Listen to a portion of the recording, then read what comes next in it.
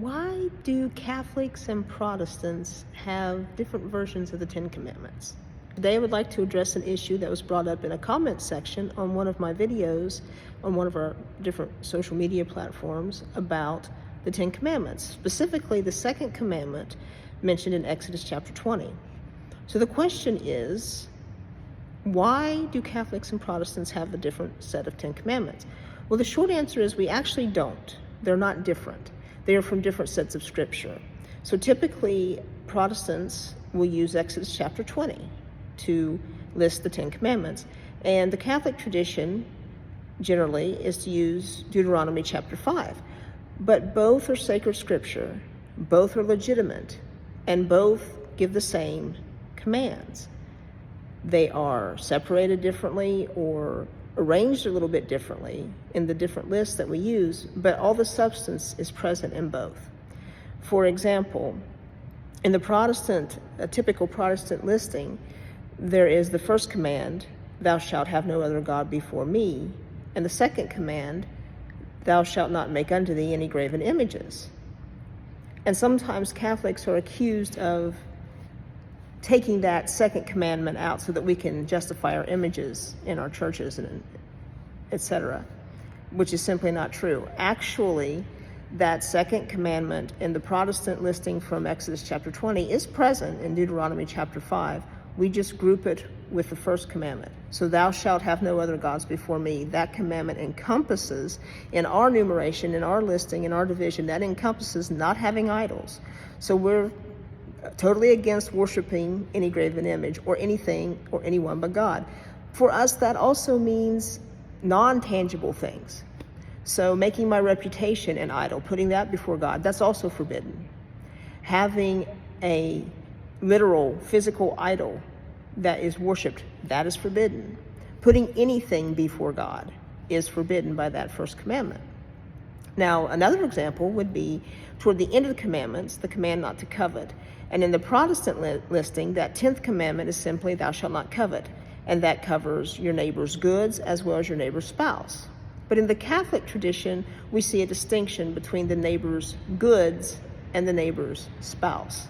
Now, that doesn't mean Protestants are trying to leave something out. They're not. It's still present. It is just all in the 10th commandment for them. They just put that all together. Coveting anything or anyone is strictly forbidden. But for Catholics, we just have that distinction. We just make a distinction between coveting the goods and coveting the actual spouse of someone. So the information is present in both listings, whether we're talking about the prohibition against worshiping a graven image or whether we're talking about lusting after someone's spouse. Both things are present in both lists of the Ten Commandments, whether you're talking about Exodus chapter 20 in the Protestant tradition, Deuteronomy chapter 5 in the Catholic tradition.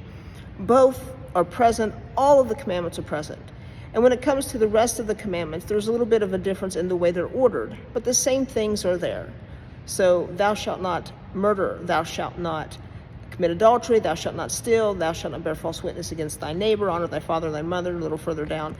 The numbering is different, the wording is different, the arrangement is different, but the same things are prohibited. So in both lists of the commandments, whether you're looking at Exodus chapter 20, which is the typical Protestant version, or you're looking at Deuteronomy chapter 5, the typical Catholic version, you still have the prohibition against worshiping anyone but God, making any images for worship, when an example in the Bible would be the golden calf that was made, totally forbidden. You have the admonition that we need to never take the Lord's name in vain. We have that admonition to always remember the Sabbath, to keep it holy. We are instructed to honor our fathers and our mothers. We are instructed to not kill.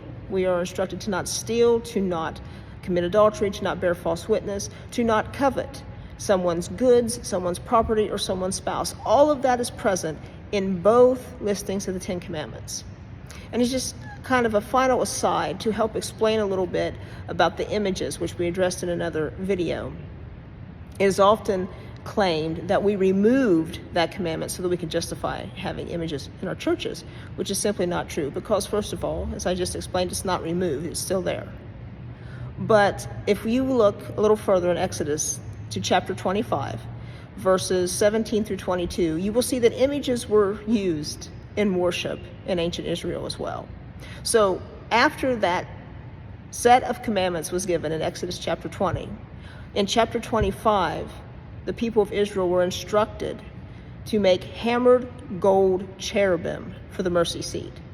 They were instructed to make statues of cherubim for the mercy seat. That's just a few chapters past Exodus chapter 20.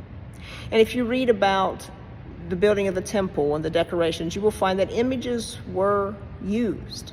They just weren't to be worshiped. And in our Catholic churches today, images are still used, but they are absolutely not to be worshiped.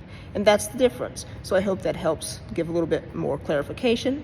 Please leave any questions you have in the comments. We'll try to get to them. Thank you so much for watching. Do the liking, the subscribing, the following, and all that good stuff. And may God bless you and Our Lady keep you.